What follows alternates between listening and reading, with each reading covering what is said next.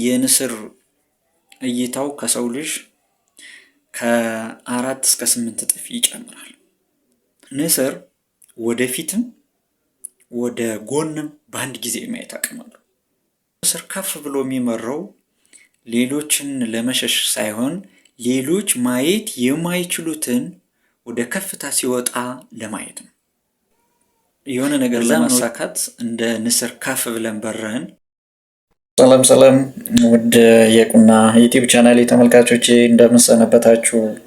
ዛሬ አንድ ቆንጆ ነገር ይዤላችሁ መጥቻለሁ። ዩቲዩብን ሰብስክራይብ፣ ላይክ፣ ኮሜንት በማድረግ እንዲጀምሩ ጋብዛለሁ። በተለይ አዲስ ስለሆነ ሰብስክራይብ እጅግ አይለየም። በቅድሚያ ይህንን ቪዲዮ እዩልኝ እና አስገራሚ ስነ ፍጥረት ነው። ከዛ ከኛ ህይወት ጋር አንዳንድ ነገሮችን እናያለን። ተመልከቱ እስኪ።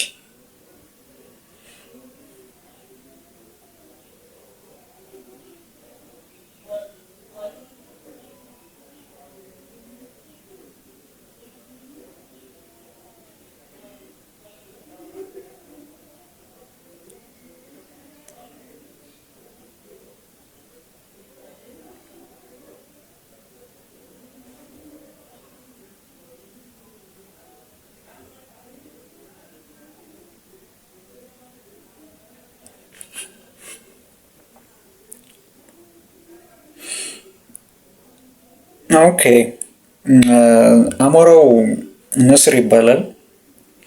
ለመብላት የማያደርገውን ትግል ተመልከቱ። ምን አይነት ቻሌንጅ እንደገጠመው። ያንን ርቦታል። መብላት ስላለበት ብቻ ታግሎ እጅግ ስኬታማ ደረጃ ላይ ደርሷል። ስለዚህ ንስር ልዩ የሚያደርገው አንድ 5 ባህሪውን ልንገራችሁ ወይም ጸባዩ። የመጀመሪያው ክንፎቹ እጅግ ትልቅና ጠንካራ ክንፎች አሉት። ሁለተኛው የመተንፈሻ ስርዓቱ እጅግ ከፍተኛ ነው ወይም ደግሞ ለየት ያደርገዋል። ማንኛውም አሞራዎች የማይደርሱበትን ከፍታ ለሰዓታት ያህል በመጠነኛ ኦክስጅን እየተነፈሰ መብረር ይችላል። ለሰዓታት በጣም በከፍታ ከደመና በላይ በመሆን የመብረር አቅም አለው ማለት ነው። ሶስተኛ ቀላልና እጅግ ጠንካራ አጥንቶች አሉት። ቀላል ነው፣ እጅግ ጠንካራ አጥንቶች አሉት። አራተኛ እይታው። ንስር የሚታወቀው በእይታ ነው። ብዙ ፖለቲከኞች፣ ሀገሮች ወይም ደግሞ ድርጅቶች ንስርን ምልክት ሲያደርጉት ይታያሉ። እንግዲህ የንስር እይታው ከሰው ልጅ ከ4 እስከ 8 እጥፍ ይጨምራል። አይኖቹ ቀይ አይነት ስላሉት እነዚህ ጥቃቅን ነገሮችን ለማየት ያገለግሉታል። የአይኑ አስኳሉን ስታዩት እዚህ ስክሪኑ ላይ እንደምታዩት አይኑ ለየት ያለ ብርሃን ቅቦች አሉት ማለት ነው። ሌላው ንስር ወደፊትም ወደ ጎንም በአንድ ጊዜ ማየት አቅም አለው። እይታው አስገራሚ ነው በጣም። ሌላው ንስር ከፍ ብሎ የሚመራው ሌሎችን ለመሸሽ ሳይሆን ሌሎች ማየት የማይችሉትን ወደ ከፍታ ሲወጣ ለማየት ነው። ለዛም ነው እጅግ ከርቀት ቦታ ላይ ባህር ውስጥ ያለው መሬት ላይ ያሉ ጥቃቅን ነገሮችን የማየት አቅም ያለው ማለት ነው። የማየት አቅም አለው። የሆነ ነገር ለማሳካት እንደ ንስር ከፍ ብለን በረን አካባቢያችን ላይ ካለው ከመርመስመስ ወጠን እይታችንን አሳምረን ቪዥን ኑሮን ድሪም ብለን ህልም አለን ብለን መታየት ያስፈልገናል ማለት ነው። አምስተኛው ውሳኔው ነው። በጣም አስገራሚ ውሳኔ ይወስናል ንስር። በእርጅና ዘመኑ ልክ ማደን ምን ማለት ይችላል። በነገራችን ላይ አመጋግቦ እንደው በጣም ሲርበው ካልሆነ በቀር አድኖ ነው የሚበላው እንጂ ብዙን ጊዜ ሞተውን አይበላም ሲርበው ካልሆነ በቀር። በራም መሞት ስለሌለበት ያረጀውን መንቁሩን እና ጥፍሮችን ክንፎችን ወደ ተራራ ወጥቶ ከተራራ ወይም ካለት ጋር በማጋጨት መንቁሩን ጥፍሩን በመንቀል አዲስ መንቁር በማውጣት ከዛም በኋላ የኖረውን ያህል መኖር እንደሚችል ጥናቶች ያሳያሉ። እስከ 40 ዓመት እስከ 30 እስከ 20 ዓመት መኖር ይችላል። ሰው ከዚህ እኔ አሁን ስለ ንስር አሞራ በብዛት ለመተንተን አይደለም እዚህ ጋር ከዚህ ስነ ፍጥረት ምን እንማራለን? በእርግጠኝነት ከዚህ ስነ ፍጥረት የሰው ልጅ ይሻላል። ደግሞም ነው እግዚአብሔር ባሪያውና በአምሳሉ ከፈጠራቸው ከ22 ስነ ፍጥረታት ፈጠረው የሰው ልጅ ነው። ሰው እንዲያስብ አስተዋይ አእምሮ እንዲኖረው አድርጎ ከፈጠራቸው ስነ ፍጥረታት አንዱ ሰው ነው። ይህ አሞራ ወይም ንስር የሚባለው ለመብላት ይህን ያህል የሚታገል ከሆነ ወይም ደግሞ እይታውን ለመጨመር ከፍ ብሎ ለመብረር ከሆነ እኛም ተስፋ ሳንቆርጥ አንድን ነገር ሁልጊዜ መታገል አለብን። ለማግኘት ከፍ ብለንም መብረር አለብን።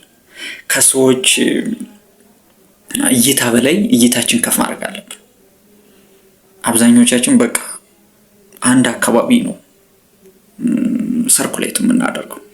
ስለዚህ እይታችን ከፍ ያለ እይታ ሊኖረን ይገባል ብዬ አምናለሁ። ወይም ደግሞ ቪዥን ሊኖረን ይገባል። ተስፋ መቁረጥ እንደሌለብን። ክንፉን የተመታ አሞራና ተስፋ የቆረጠ ሰው አንድ ነው ይባላል። መቼ እንደምንነዳ አናውቀውም። እስከዚያች ሳይሆን ግን ብዙ መሰናክሎች ሊኖር ይችላል። ብቻ ዓለምም ለኛ አልተፈጠረችም። ግን ጠንክረን እያንዳንዷን መሰናክል ማለፍ እንዳለብን ይህ ቪዲዮ ያስተምራል። እኔ እጅግ በጣም ስላስደነቀኝ ነው። አስቡ፣ ንስር ርቦታል፣ መብላት አለበት። ለማደን ደግሞ ወደ ከፍታ መብረር አለበት። ወደ ከፍታ ሲበር ነው ከታች ያሉት ትንንሽ ነገሮች የሚታዩት። በዛ ነው ከከፍታ ላይ በረራ ባህር ውስጥ የሚዋኝን የሚንሳፈፍን አሳ ያዘ ማለት ነው። ስለዚህ ስለተራበ መብላት አለበት። ለመብላት ግን ባህር ውስጥ ሲገባ ከፍተኛ ቻሌንጅ ወይም ተግዳሮት ገጥሞታል። አልጋ ባልጋ አልሆነለትም። 4 አይነት ቻሌንጆች ገጥመውታል። የመጀመሪያው የባህሩ ወይም የወንዙ በድንጋዮች አማካኝነት የተነሳው ማዕበል ገጥሞታል። እንዲረጋጋ አላደረገው።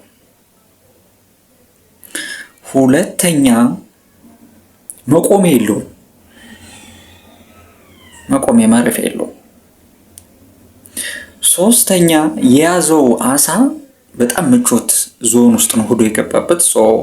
ግዙፍ ስለሆነ እየታገለው ነው። ትንሽ ቢሆን በቀላሉ መንጥቆ ያወጣው ነበር።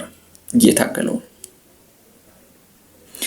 አራተኛ ክንፎቹን ሲዘረጋ በውሃ ይሞሉበታል። እነዚህን ሁሉ ታግሎ ሳይለቅ መብላት ስላለበት ይዞ ለመውጣት ችሏል። ይህ እንግዲህ ለኛ አስተማሪ ነው። ብዙ ነገር እንሞክራለን ግን ይበላሽብናል። አንድ ቀን ግን አይ ሆፕ ብለን እንደሚሳካልን ተስፋ ማድረግ እንዳለብን እኔ ለራሴ ተምሬያለሁ። በተለይ በቀላሉ ተስፋ የምንቆርጥ ሰዎች ያለ ልፋት አይሆንማ። ታላላቅ መጽሐፍትም ያሉት ምንድነው? አዳምን እግዚአብሔር ከሳተ በኋላ ወደዚህ ምድር ሲልከው ጥረህ ግረህ ለፍተህ በውዝህ ብላ ነው ያለው። ስለዚህ ሳንጥን ሳንግር ሳንለፋ አንበላም ማለት ነው። አንዳንዱ በቀላሉ ሊሳካለት ይችላል፣ አንዳንዱ ብዙ ስትራግል ሊያደርግ ይችላል፣ አንዳንዱ ስለዚህ እይታችንን፣ ቪዥናችንን፣ አመለካከታችንን፣ እቅዳችንን፣ መንገዳችንን አስተካክለን ግን ሁልጊዜ መልፋት እንዳለብን እስከምንሞት እስከምንሰናበት ሳንለፋ መብላት እንደሌለብን ይሄ ቪዲዮ በጣም ያስተምራል። መጽናት እንዳለብን በቀላሉ እኔን ራሴን ጀምሮ ትንሹ ተስፋ ቆርጣለሁ እና ተስፋ መቁረጥ እንደሌለብን ያስተምረናል ማለት ነው። እኔ በጣም ወድጄዋለሁ። ስለወደድኩት ነው የጋበዝኳችሁ። በሚቀጥለው ደግሞ በሌላ ትምህርታዊ ነገሮች ላይ እንገናኛለን። እስከዛው ሰናይ ጊዜ ይሁንላችሁ። ቻናሌን ሰብስክራይብ ማድረግ እንዳይረሳ። ቻው።